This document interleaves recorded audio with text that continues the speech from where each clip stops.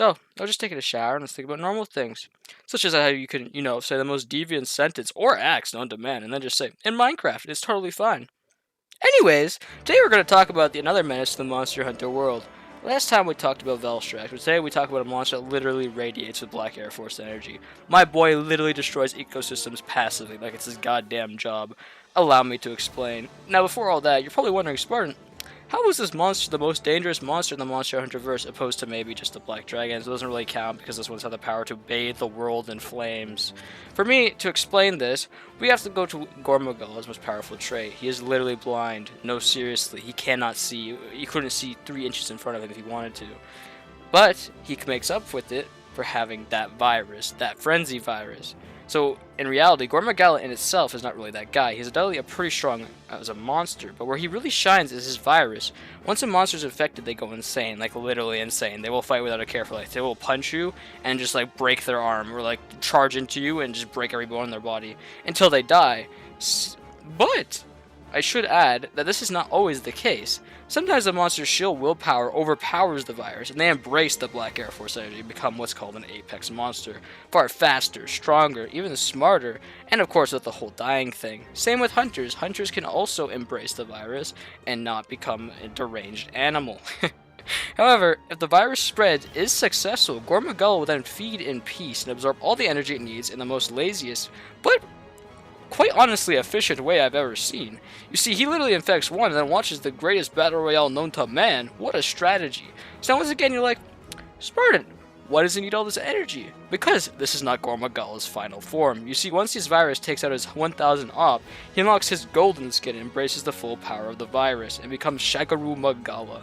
Now that Gore Magala has surpassed his limits, he can now see, like literally see. He gained his vision back, and he also became an Elder Dragon. In his new golden form, he spreads this new virus, a far more powerful version of the original. It spreads, and the cycle continues with spores, and the next ecosystem, and the next ecosystem.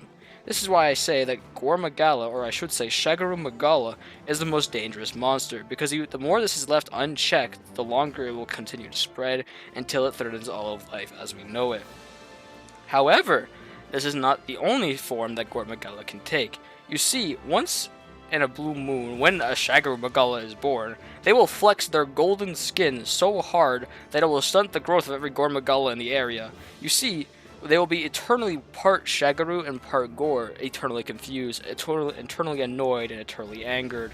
While not as strong as Shaguru Magala, because of their inept and uncoordinated attack patterns, because they're crazy, they can't think, there is no control. It is arguably almost just as hard to fight one. I personally have never fought one, but in my opinion, I really want to go back to the old games.